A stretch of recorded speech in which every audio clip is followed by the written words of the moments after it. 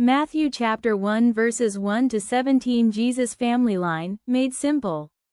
Before Jesus was born, before Mary, before Joseph, before the angel and the dream, Matthew starts his story with something unexpected. A list of names. 42 of them, actually.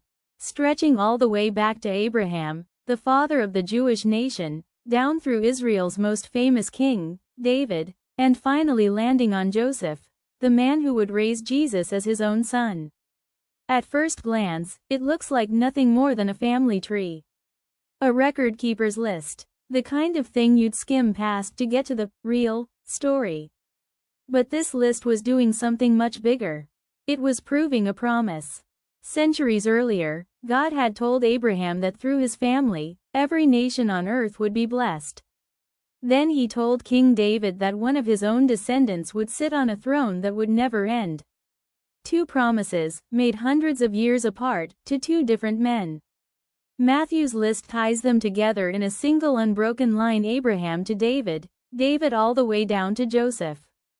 It's Matthew's way of saying, everything God promised, all those generations ago, has finally arrived.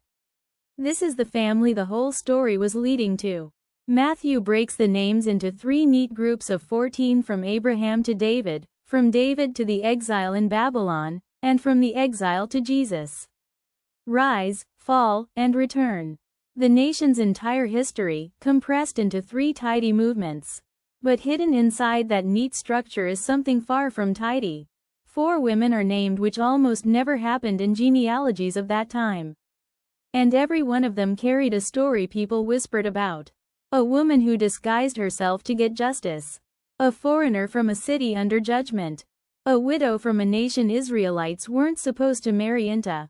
And a woman remembered here only by her connection to a king's worst mistake. Matthew could have left them out. No one would have questioned it. Instead, he wrote them in on purpose, as if to say, this family was never clean, and that was never the point. God wasn't waiting for a perfect bloodline. He was working through an honest one.